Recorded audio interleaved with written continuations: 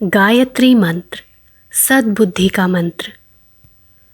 ओम भूर्भुवः स्वः तत्सवितुर्वरेण्यं भर्गो देवस्य धीमहि धियो यो नः प्रचोदयात्। शिनीची का विश्व प्रेम। एक गरीब व्यक्ति था। 3 दिन से परिवार में उसकी पत्नी और बच्चों को भोजन न मिला था। बहुत कोशिश करने पर भी वो उनके लिए एक समय के भोजन की व्यवस्था न कर सका था। अंततः वो बहुत निराश हो गया। उसे अपना जीवन बेकार लगने लगा। वो अपने घर से चला आया और एक पहाड़ी से कूदकर आत्महत्या करने की तैयारी पर विचार करने लगा। तभी पीछे से किसी ने उसके कंधे पर हाथ रखते हुए कहा, मित्र, इस मूल्यवान जीवन को खोकर तुम्हें क्या मिलेगा? निराश होने से तो कोई फायदा नहीं है। मैं मानता हूँ कि तुम्हारे जीवन में आई हुई मुसीबतें तुम्हें ऐसा करने के लिए मजबूर कर रही हैं, पर क्या तुम इन मुसीबतों को हंसते हंसते पीछे नहीं ढकेल सकते? आत्मीयता से भरे हुए इन शब्दों को सुनकर वो गरीब युवक रो पड़ा।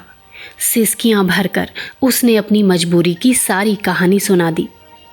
अब तो सुनने वाले व्यक्ति की आंखों में भी आंसू थे।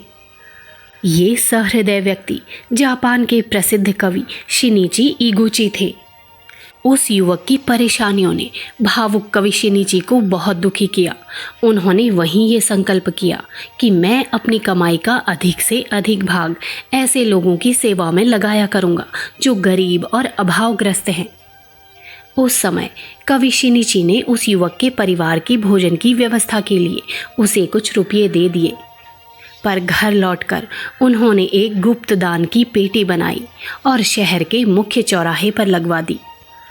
उस पेटी के ऊपर लिखा गया, जिन लोगों को सचमुच धन की आवश्यकता हो वे इस पेटी से निकालकर अपना काम चला सकते हैं।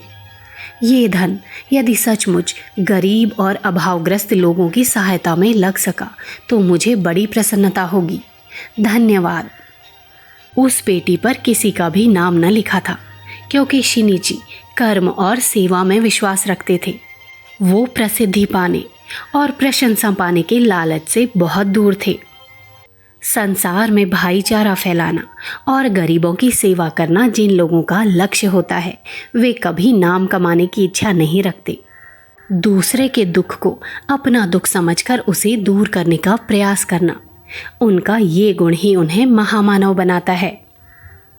सचित्र बाल कथाएं भाग 16।